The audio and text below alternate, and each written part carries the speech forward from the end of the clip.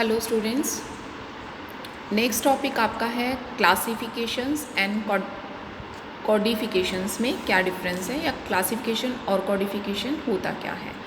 तो कहते हैं जो एक स्टोर कीपर है वो दोनों तरीके को यूज़ करता है, क्लासिफिकेशन को भी और कोडिफिकेशन को भी। ठीक है, क्लासिफिकेशन और कोडिफिकेशन वो क्यों करता है, क्योंकि उसके पास स्टॉक में बहुत सारी वेरियस टाइप ऑफ आइटम होती हैं स्टॉक में, जिसके लिए उसको ज़रूरत पड़ती है उनको एक सिस्टम में लाने की, एक ग्रुप में करने की। इसका बहुत छोटा सा मैं आपको एग्जांपल देती हूँ।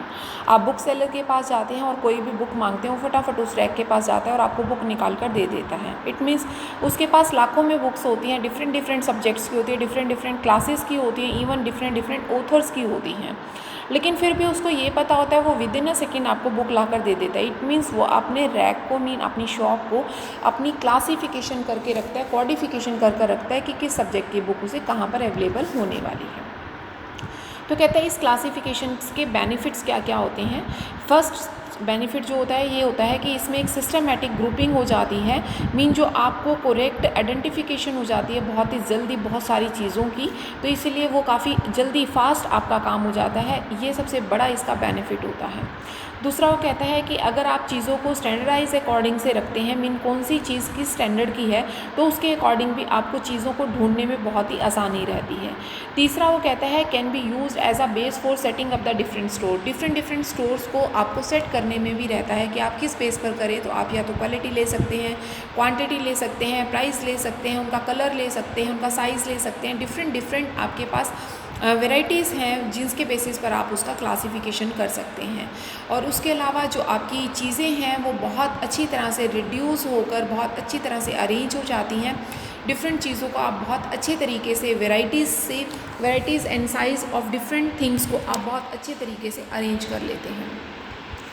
अब बात आती है कोडिफिकेशन क्या होता है। कोडिफिकेशन क्या होता है, जैसे हम कोड कर लेते हैं बेटा कि हमारा ये कोड है, ए जो है वो बहुत अच्छा माना जाता है, ए प्लस प्लस उससे भी अच्छा माना जाता है, ए प्लस प्लस उससे भी अच्छा माना जाता है। इसी तरीके से बी जो है वो ए से थोड़ा सा लोअर होता है, लेकिन बी प्लस है वो बी से तो अच्छा है लेकिन ए से लोअर है।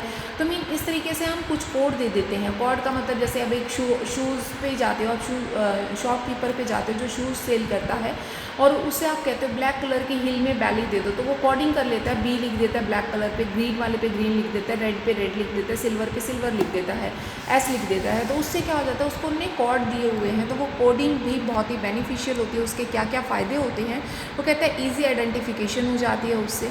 ठीक है, सीक्रेसी जो है वो आपकी मेंटेन, क्योंकि आप फ़ोन पर भी क्या करते हैं पासवर्ड्स वगैरह लगा कर रखते हैं, तो वो भी तो कोड है, वो भी तो आपकी कोडिंग सिस्टम है। उसके अलावा वो कहता है फैसिलिटी हो जाती है अकाउंट वगैरह तैयार करने में। इसके अलावा आपकी बहुत सारी चीज़ें हैं लॉन्ग रन में हैं या लॉन्ग चीज़ें हैं या अनवाइडली डिस्क्रिप्शंस आपकी चीज़ें हैं, तो उनको एलिमिनेशन करने में, डिफरेंट डिफरेंट चीज़ों को ढूंढने में, इंडेक्स वगैरह करने में आपको बेनिफिट हो जाते हैं। जो चीज़ें डुप्लीकेट हैं उनको आप अवॉइड कर सकते हैं। ईजी जो है एक्यूरेसी हो जाती है रिकॉर्ड्स वगैरह तैयार करने में, रिसिप्ट्स वगैरह रखने में, रिकॉर्ड्स को प्रॉपर मैनेज करने में। उसके अलावा अगर आपके रिकॉर्ड्स या अकाउंट्स या इन्वेंट्री को आपने कंट्रोल करना है तो भी आपकी कोडिफिकेशन सिस्टम काफ़ी हेल्पफुल होता है। हाँ, वो कहता है आपके क्लासिफिकेशंस के कौन कौन से मेथड हैं और कोडिफिकेशंस के कौन कौन से मेथड हैं। आपको हालांकि इनको ब्रीफ में नहीं स्टडी करना, आपसे क्वेश्चन जो है वो 2 मार्क्स में पूछा जा सकता है। Explain the classification of the stock या मटेरियल, या फिर आपसे पूछा जा सकता है कोडिफिकेशन बता दीजिए, या आपसे डिफरेंस पूछा जा सकता है दोनों के अंदर। तो डिफरेंस बेसिक यही होता है कि क्लासिफिकेशन में आप उनके नेचर के अकॉर्डिंग चीज़ों को करते हैं, नेचर है, साइज़ है, क्वालिटी वगैरह के बेसिस पर उसमें आप क्या करते हैं कोड दे देते हैं आइटम को, और उस कोड के बेस पर आप पहचान करते हैं उसकी। तो कहता है क्लासिफिकेशन में जो मेथड होते हैं वो आपकी चीज़ों के सर्विस बेसिस पर है, नॉन सर्विसेबल है, मटेरियल है, नॉन मटेरियल है, रॉ मटेरियल है, फिनिश है, सेमी फिनिश है, ठीक है, और रेड कलर बेसिस पर दे सकते हैं आप, इक्विपमेंट बेसिस पर दे सकते हैं, पैकिंग बेसिस पर दे सकते हैं, साइज़ बेसिस पर दे सकते हैं। इसी तरीके से वो कहता है जो मेथड्स हैं ऑफ कोडिफिकेशंस हैं वो डिफरेंट है। वो कहता है सिंप्लिसिटी है, सिंप्लिसिटी के बेसिस पर दे सकते हैं, शॉर्ट्स एब्रीवेशंस के बेस पे दे सकते हैं, ठीक है, और फ्लेक्सिबिलिटीज़ के बेसिस पर है, या डिफाइडनेस के बेसिस पर दिया जा सकता है, क्लैरिटी के बेसिस पर है, इजी टू वर्क के बेसिस पर है, मिनिमम एक्सपेंडिचर के बेसिस पर है। तो कहता है अलग अलग तरीके से आप क्या करते हैं कोडिंग दे देते हैं। वो कहता है डिफरेंट मेथड्स में कोडिंग जो है वो कैसे दी जाती है। जैसे न्यूमेरिकल आपने कोडिंग देनी है तो न्यूमेरिकल में आप नंबर्स के बेसिस पे दे सकते हैं 1 2 3 4 इस तरह से अकॉर्डिंग दे सकते हैं। दूसरा वो कहता है अल्फ़ाबेटिकली में आप नाम लिख कर दे सकते हैं, जैसे MACD R इस तरह से दे सकते हैं। फिर तीसरा कहता है डेसिमल के बेसिस पर, डेसिमल्स में आ जाते हैं जैसे पॉइंट्स बेसिस पर कि आपकी जो सूट्स के रेट है वो 500 है, मान लो किसी का रेट, आप उसको क्या करेंगे 500 पॉइंट लगा के फिर 50 कर दिया, तो इसका मतलब आपको उसको 550 में बेचना है 50 रुपये ऐड करके। तो वो सारी चीज़ें क्या आ जाती हैं, डेसिमल में आ जाती हैं। डेसिमल का इसने एक छोटा सा एग्जाम्पल नीचे वैसे समझा भी रखा है आपको।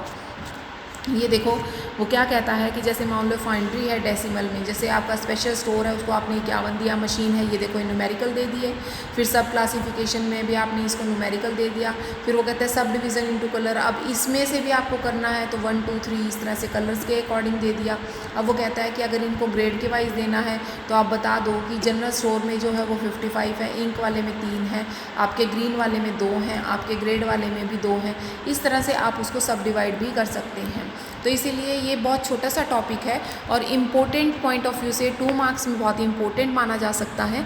2 मार्क्स के अकॉर्डिंग ही अभी तक जितने क्वेश्चन आपने किए हैं वो 2 मार्क्स के अकॉर्डिंग ही है 3rd चैप्टर में। तो बेटा बड़े ध्यान से करना क्योंकि ये मार्क्स काफ़ी स्कोर होते हैं 2-2 नंबर भी। ओके, नेक्स्ट आपको नेक्स्ट वीडियो।